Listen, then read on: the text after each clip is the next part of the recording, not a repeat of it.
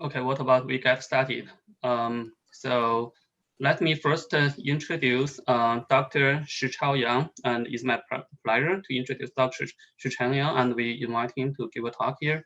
Dr. Shichao Yang is a research scientist in Facebook Reality Labs, and before that, he received his PhD degree in robotics in CMU, and his research is mainly on SLAM, visual odometry, semantic scene understanding with applications to AR, VR, and robotics. And he has published papers in top conferences and journals, for example, Journal of Field Robots and Acro Eros, those kind of top journal and conferences. And he has quite a lot of interesting work like pop-up SLAM, direct monocular odometry using lines and points.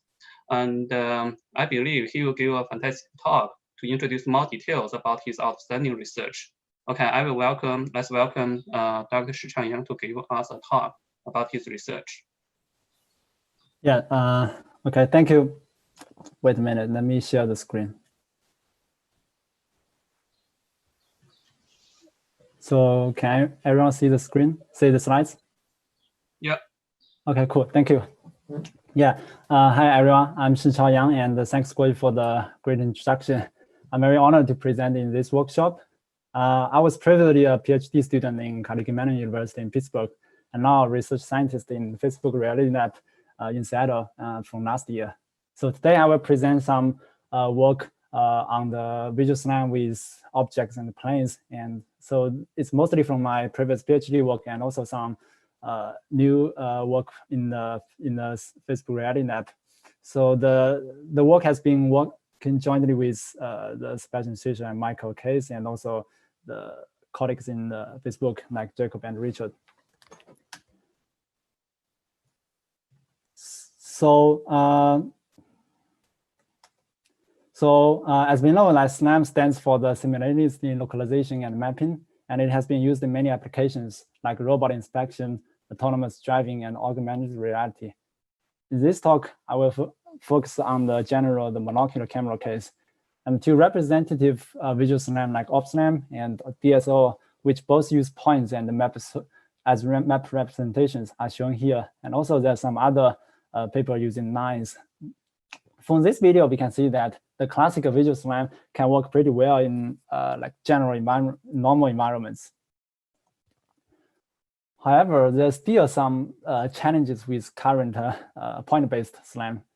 For example, when it may not track well in low texture scenarios with few feature points, and also it's difficult for like lifelong localizations applications, especially when there's, for example, sunlight, weather changes. And also for other applications, we need just point-based map is not enough for many applications. For example, for AR, if we want to enable the physics-based interaction, and we need to detect objects and the planes and treat them as an identity so that to interact with them. And also for the like autonomous driving and so on, we need to explicitly detect these objects. So actually, for human perception, when we look at these images and scenarios, we focus more on the objects, planes, and also the general environment layouts. So to address these challenges, we want to build a SLAM system like similar to this kind of human perception. Basically, we want to, like for example, the input is a sequence of image. We want to estimate the camera pose and also build a map of 3D objects and the planes instead of just pure point-based map. And this map will have many more advantages. For example, it's dense, it's more compact, and also semantically more meaningful. This whole problem is actually a combination of the SLAM and the scene understanding, basically object or plane detection. And we will demonstrate that actually these two tasks can benefit each other in one system. So there are many related work about these problems. I will first review the literature from different perspectives. The first one is the optimization pipeline or optimization method. I mean, the easiest way to think of this problem is a decoupled like sequentially SLAM optimization problem. Basically, we first build you first use the classic point-based visual SLAM to estimate the camera pose and even point position. And then based on this camera pose and point position, you do further detection or further refinement. And but this kind of approach also has one drawback, that if the SLAM fails or point cloud is low quality, its 3D object detection or plane detection will be difficult. And the other method in contrast to this is the tightly coupled way, which you try to optimize the camera, object, and plane together, and you hope to get some benefits of combining them together. And there are many examples here using either planes or objects. And then we can look at how to represent these objects in the SLAM optimization problems. The left column shows the simplest case, which you don't have any shape prior. So basically, then we have to modify the object just as a geometry identity, for example, cuboid, sphere, or ellipsoid.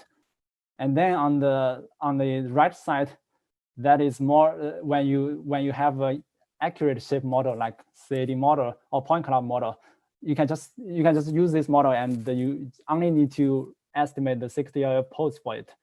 And in the middle column, that's the middle column is in between the weak prior case. For example, a car can be represented by a few key points, and then we can only use these key points to represent a car. You can do like PMP from it. And for more general case, like other objects in addition to car, we have to use some like learning-based method to represent it. For example, you have shape encoder can be used to represent an object by high dimension like a vector, and then after decode it, you can get a like mesh or point cloud from it. These are all the different ways of representing objects in the optimization problem. And lastly, I will list some commonly used cost functions to optimize the object. First is object to camera measurement, like 3D measurement. For example, in each camera view, you can detect the object pose. And then you have a relative pose measurement for it. Basically, it's a 6DLF SE3 pose. And then you can build a like object pose graph, similarly to commonly used the camera pose graph in the SLAM system. But this kind of method is easy to implement, but it requires each detection to be accurate. And so usually this method applies. Usually this method is adopted for this depth sensor, for example, RGB or later. And the other measurement is more complicated. We want to measure the object from the 2D image observation. For example, this 2D image, in a simpler case, it could be a bounding box or semantic segmentation. I mean, for the more complicated, it could be like photometric error or silhouette error when you have a dense 3D model for this object. And the last one is also commonly used, which is the object to point measurement. For example, you have a prior 3D model for this object, and you have some key points for it. Then you associate key points accurately with your image. So this is more like a PMP associations. And after talking about these approaches, and I want to highlight my contribution in this presentation. We propose the first molecular object and plane SLAM without shape prior model, without a dense shape model. And we also demonstrate results in large scale environments from indoor, outdoor, and to kitty like different objects. And more importantly, we show that seeing understanding like 3D object detection, plane detection can benefit the pose estimation and vice versa. So basically, like when you have objects and planes, it will provide additional geometry or semantic constraint to your SLAM optimization. And SLAM on the other side, since it has multi-view information, it will further refine your object detection. So that's how we demonstrate this in one system instead of like decoupled way. And this is a diagram of a whole system. So the input image is used for camera tracking. And meanwhile, we also detect 3D object and planes from it.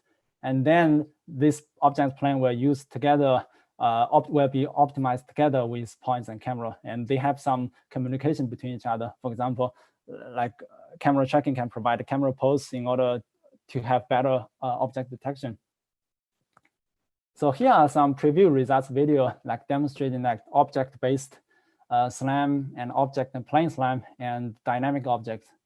So all this can be found in the two paper and also the code at the top right corner. So now I will explain more details how this happened. So it basically composed of two parts. One is a single image, understanding how to detect the object and plane, and then on the multi-view, how to optimize them. So for the single image detection, I think there's already some presentation before this talking about 3D detection. So I just very briefly go through this. So there already been 3D detection has been a hot topic in vision, and deep learning approach usually can directly regress the pose, but this is usually assumed to have an object shape model, so you can directly regress the pose. And just for car, there's also some work of using cuboid to represent it. Basically, you don't have to have a prime model for it. But this usually only apply to a very simple geometry like car. And however, in our system, we want to make sure the algorithm can generalize pretty well to diverse objects or never seen objects. Therefore, based on the existing approach, I modified the code and algorithm to adapt to the more general object detection. So basically, the input to our 3D detection is, okay, you have 2D image and also have a 2D bounding box, which from the detection pipeline. And then you also have a camera pose, basically an initial estimation of your camera pose respect to the ground, which could come from the SLAM pose estimation. And then we generate many proposals to score the best one. I think this is similar to the common used object detection. So the contribution here is how to generate these good cuboid proposals for 3D objects. And we propose a way to efficiently generate good proposals and also without shape priors. So I will just briefly go through this because it has already been in the paper. So this slide shows how to get the cuboid proposals. So as we know that vanishing points, a cuboid has 3 vanishing points on the image. And if we have so basically that means if we have 3 vanishing points, and then if we know a point like a corner image, cuboid corner on the boundary, then we can find all other corners through this kind of point intersection, because that vanishing point is computed from this edge intersection. And by doing this, this approach is efficient and high quality because all the 3D proposals you can will fit the 2D bounding box after projection, because this is guaranteed when I generate these proposals. So with these proposals, we can further score them based on the image view, based on the image measurement. I mean, I just implement a very intuitive way to score them based on the edges. So I want to find cuboid proposals, the cuboid proposal which align with the image line segment better. For example, the image here shows some good proposal and a bad proposal, and a good one aligns with the image very well. This kind of cost function is easier to implement and also has few parameters. Few parameter means it can generalize well to different objects, and I think pretty sure that this can be extended to use deep networks to automatically score them, similar to current 2D object detection. So we show some results of 3D detection. Basically we want to enable to have more. We want to robustly detect more objects and more accurately on the data set. Since we don't have the prime model as shown in the image, we are able to detect different kinds of objects. And for the outdoor kitty data, our method is worse than the deep learning approach. I think this is also understandable because on the kitty you only have one object. If you use many data sets to train it, it's likely to have better performance. So, and actually I mean, just for this single module and also my later plane detection, it can be directly plugged in by other kind of deep learning based approach detection. So my way of plane detection, and the plane I mentioned here is just the room layout. It's not, for example, it's not like table surface because I don't have, at that time, I haven't figured out a way to detect it robustly from image. So here for the this is also called like layout prediction and vision. And the early works are usually model based. For example, you have a cuboid room, then you have like vanishing points as mentioned before. So basically this kind of approach we usually, and also deep learning based approach to predict this, but they usually have the structural assumption, for example, a cuboid room or its own defined structure. Then it may not satisfy, for example, you walk in the corridor, it doesn't satisfy this kind of assumption. That's why I want to propose a way that could generalize well for indoor environments. And also for this kind of learning-based prediction, since they predict the layout in each frame, so this kind of prediction may not be consistent in each frame. However, for SLAM, if you want to directly use SLAM, it's better to let the detection be invariant, just like, for example, a feature point. You can always find a feature point in different views. So therefore, we propose to use like edges because edges is also sort of consistent in different views. If you have perfect detection detection algorithm, you can always see this line. So we want to find this kind of ground edge to represent these walls. And so we first use some like segmentation to generate some proposals of these planes, which are likely to be wall plane. And then we will select, then with these many proposals of object in the plane, we will jointly optimize to select the best one. And so the way we select them is from like a CRF optimization. Basically, we want to find the planes and objects with some, for example, the unary energy and also the pairwise energy. We don't want them to intersect with each other. We want the object plane to match the segmentation and so on. So with this kind of optimization, we are able to select the proposals that best fit from the image. And we also show that, okay, this kind of joint reasoning improves the 3D detection on the image, because if you only predict from image, detect 3D object from image, with plane, you will have more constraints. For example, this object should lie inside the room, right? Should not go outside the room. So with this kind of constraint, it's able to improve the 3D detection. And then with after finishing the single image part, so the single image part is basically just outputting the 3D object and plane position. And with this result, I will plug this into the second part, which is the SLAM optimization part. So the SLAM optimization part is essentially like factor graph optimization, and we define the vertices of the variable to optimize, for example, camera points and planes and so on. And for camera and points, we have used a lot. And here I explain the planes and cuboids. So planes we represent as infinite plane without boundary, just infinite plane. So it has 3 degree of freedom. And also for cuboid, we just mentioned before, it could be represented by a cuboid, 6 DLF for pose and 3 DLF for size. But actually for some application, for example, for a car, you could also fix the size. So then just use a pose for it. And for the optimization, I explained the measurement. Actually, some of them already explained in the literature review part. So we adopt 2 measurements in our system. One is a 3D measurement, exactly the same as mentioned before. You measure the object pose from each camera view. And then is a 2D detection. We project the cuboids onto the image and you compare with the 2D bounding box. Generally, we prefer to use a 2D measurement because it's more robust, and because 2D detection is generally more robust compared to your 3D. And similarly for plane, remember that our plane is generated from the ground lines. So the measurement we get is you store your line in your system. Then every time you want to compute an arrow, you unproject it onto the ground, and then compute a plane and compare with your current plane position.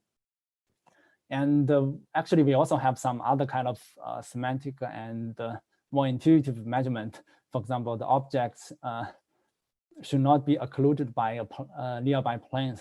And also, if planes belongs to an object, I mean, basically in the bounding box of the object, it should also lie inside the 3D space of the cuboid, and so on with this kind of constraint. So I think the final part of the SLAM system is data association. Basically, you want to find the object. You want to associate this object in different frames, and from my experience, I find that a good way to solve this is based on the shared point features, because we already find association between an object and a point. So then with point, we have this kind of good feature checking, like epipolar checking for the feature point detection. Then we can also find object association based on this. From our experience, this works pretty well for clutter and repetitive occlusion, this kind of objects compared to the standard like object tracking and the template matching. Okay, now we finally come to some result videos. So this video shows the object SLAM in different environments. Since the algorithm doesn't require a prior object model, so we can easily test the algorithm in different data sets. So with this, this is the QT sequence, and then so at the end there's almost no scale drift. And also, since during this process we don't have any loop closure, and also we don't have a ground, we don't have a like height assumption, like camera has a fixed height to the ground. We only use the fixed object size assumption. And in the second video is actually very challenging because it has very few feature points. If you just use standard like OpSLAM or this kind of visual point SLAM, it's likely to fail. And this video shows that how object and the points are. For example, if we detect that this point belongs to an object, then in the optimization, it should also lie inside this cuboid. And in the last video, it actually shows that, actually in the last video, we can find the object and object position is actually not very good because they are supposed to be parallel to the nearby wall. So that's why we later add the object and the plane in our system and to better refine it. So here are just more quantitative results. And for all the quantitative results, we have the two parts. One is the evaluation of the 3D object detection, like basically 3D intersection of union, IOU. And we also evaluate the camera pose accuracy. So here we show that it improves both the detection accuracy and compared to single image detection, and also improves the camera pose estimation compared to other SLAM, especially in more challenging environments. In the bottom right, we show some 3D, sorry. In the bottom right, we show some 3D object map visualization. Actually, we only optimize only the cuboid is optimized in the SLAM system, and the mesh model is only for visualization here. And similarly, on the QT object sequence, we evaluate two parts, and the visualization of all this car position and orientation are showing on the bottom image. Basically, there's very few, very small drift at the end. And also on a standard QT odometry benchmark, which many SLAM algorithms has evaluated on this. And we show that it's better than other molecular SLAM algorithms, which typically use a constant ground height-based approach. Basically, it assumes the camera is fixed height, fixed offset compared to the ground. But this kind of approach actually, where this kind of ground scaling approach, sometimes it's not robust because the ground may be invisible. For example, in this kind of in the image shown now, the ground is not easy to detect because there's very few feature points on the ground now, and So but for we also know that like for object, it may also not be robust because you may not see object for some time. So then we combine them together, I mean, get the best accuracy at that time. And here are the more result. Okay. And this video is a joint object and the plane estimation. So we can see that the object orientation are better aligned with the wall because we have this kind of constraints in the camera, in the optimization system. And actually the dense map is actually just the post processing. We back project the pixels onto the plane to get the dense map. And I would say that planes are especially suitable for this kind of indoor environments. For example, this kind of non-corridor environments, because you can observe a plane for a long time so that it can provide you better constraints for your camera system. So especially when you come back to your same position, even without explicit loop closure, image-based loop closure, you are still able to associate back the planes.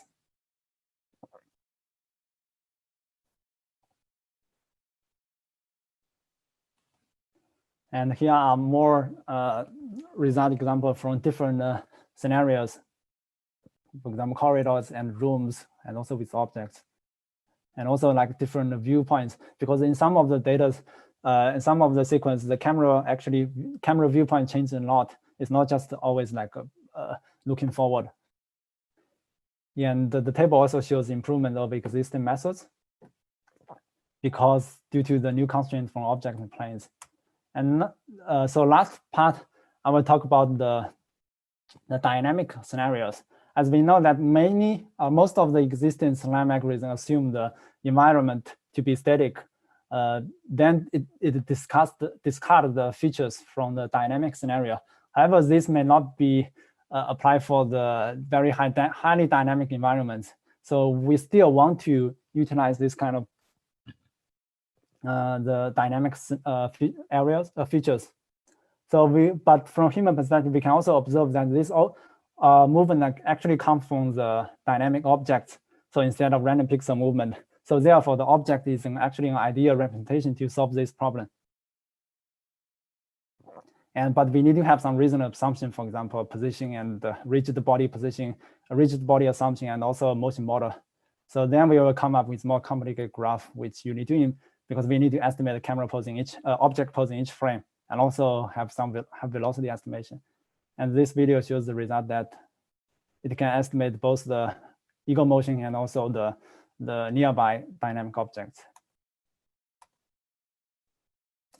So lastly, to achieve this, Live Maps uses machine perception to construct multi-layer representation. So lastly, I will show some result in the related work in Facebook Reality Lab. So we are aiming to, I will briefly talk some related work here because actually I just want to clarify that all information here are already public online, so you can see it online. And tomorrow, actually, Jakob and Engel will also, in the same team as me, will give a more complete picture of what we do in Facebook Reality Lab relating to SLAM problems. We aim to build a map that contains both low-level geometry information and also high-level structure, semantic, and object dynamic information. And with this framework, we hope to share the AR content to others in building scale or city or even planet scale. And we have built the state-of-art geometric SLAM here. But in today's talk, I will list 2 examples that more closely relate to the semantic 3D reconstruction side. So the first one is a dense and photometric realistic dataset called a replica. So this kind of dataset can be used for your machine learning and object detection and even SLAM research. It's already online now.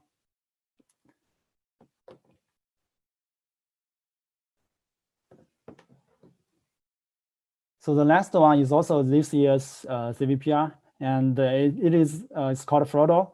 And as mentioned in the introduction, it uses shape encoder vector to represent objects. So it's not the same as our object, because using this kind of encoder actually generalize well to more diverse objects. And also it can have a dense representation, for example, a shape, point cloud or mesh model. But in their system, the camera pose is actually decoupled from your object mapping part. The camera pose is fixed during optimization.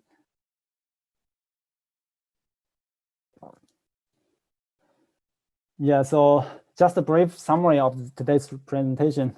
The first part is a survey of different algorithms of object SLAM, including whether they are coupled or decoupled, and also different object representation and the cost function and optimization approach. Then I present my previous work of like, for example, efficient and generic single image direct 3D detection, and also joint object plane inference, and then extend them to object plane SLAM in both static and dynamic environments. So there are still more challenges to solve. For example, how do we get more dense and realistic reconstruction from images? Because that's more useful from user perspective. And also, how to deal with more general, like cluttered objects and planes. For example, there are many objects on the table. And also like for new objects, and also like more high level reasoning about property and concurrence about these objects. This because this might be useful for some other tasks. Yeah, that's the end of today's my talk, and I'm happy to answer more questions. Okay, thank you, Dr. Yang, and for your great talk. And we have several questions from the audience. The first question would be a general question. So what are the major handles that prevent AR or MR, mixed reality, augmented reality devices from being used widely today? And I guess this question is asked because you are working in a Facebook reality lab. Yeah, you mean what are the blockers, right? Right, yeah.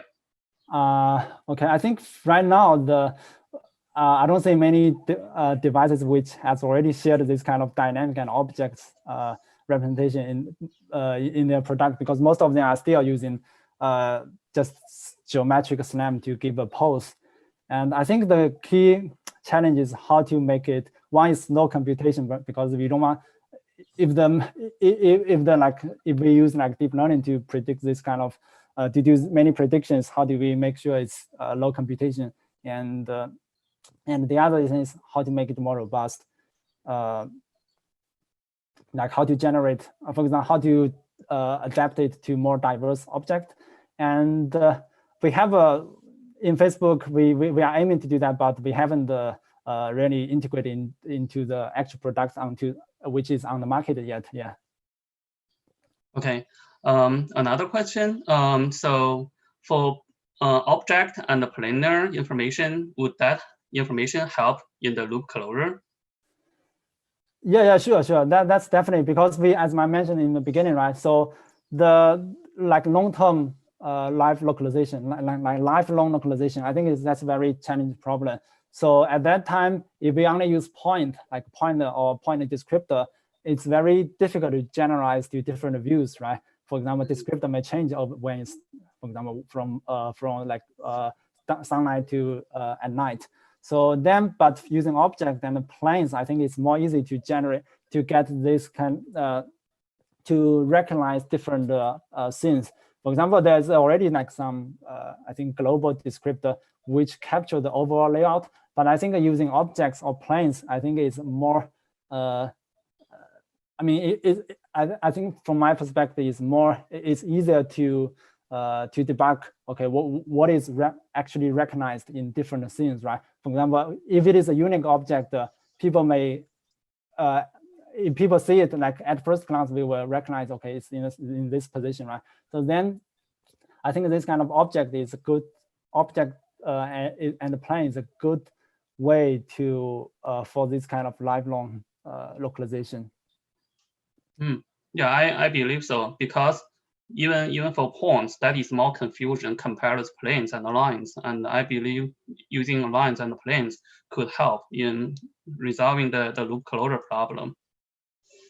Okay, and one more question is, have you fused AMU to improve object plane SLAM? Yeah, for my today's presentation, I didn't use AMU. I think this is a very good question, because I think IMUs can definitely improve your object detection. For example, just for my problem, if we want to detect the objects in different view, for example, if your camera are not are pointing differently compared to the ground, I think I have IMU orientation can give you definitely better detections. And even in of course, in the SLAM part, there have been many people of the visual inertial stuff. But even for object detection, I think it can also improve the detection.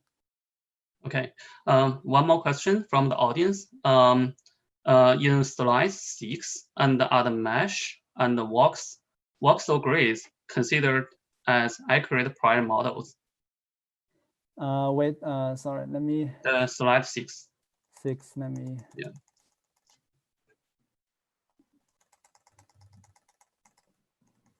Okay, so what's the question? So the meshes and the voxel grids considered to be accurate prior? Accurate voxel. Prior. Yeah, voxel and the mesh. Oh, okay, voxel and mesh. Yeah, for say from my literature review, the point cloud model and this kind of CAD model can directly be used for the point to align with the image. But they need to have for example, have a color for it so that we can directly align with the image. And also it has to be exactly aligned with your object. If they are different, then it will be much difficult to align them.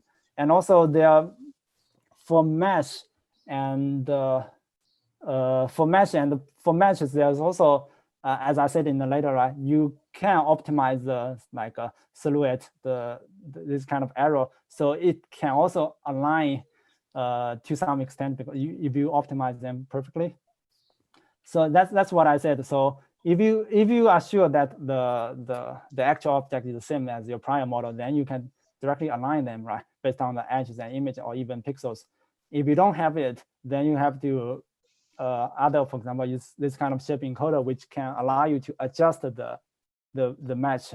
For example, you change some encoder, then the mesh format, mesh shape will change. Then this allows you to better align with your object.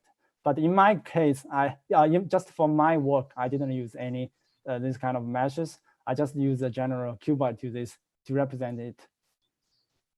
Okay. We have a question. We have time for the last question, and for the when you get the 3D bounding boxes, the 3D proposals, and I assume you are using you have some prior assumption that the object has parallel lines, and in this case, they can generate the vanishing point so that you can generate the proposals and finally score the proposals. So have you tried with different shapes? For example, you are using chair, and sometimes you are using computer boxes, and sometimes you are using cars. And I used to solve one of your result is from the round table. And have you tested for different shapes of the objects? And how does this 3D proposal generation differ? Yeah, that's a good question. I think that's a main drawback of the 3D detection. The reason why I propose that is to generalize it to general environment without shape model, but it also has drawback. For example,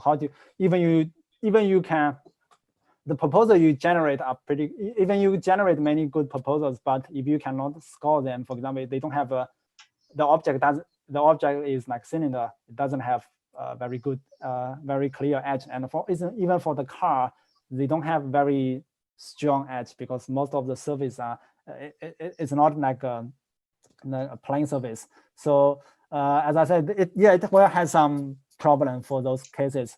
But I mean, since I later use the planes, the SLAM optimization to adjust, to fuse their positions from different views. So at that time, I think the position should be easily constrained from your multi-view observation, but the orientation is definitely is difficult. For example, you have car, if your object is cylinder, then we should not use the object to represent the cylinder, right? So at that time, the orientation will have some issue, but you cannot figure it out from your SLAM system. But still I think the position can still be constrained in your later SLAM problems.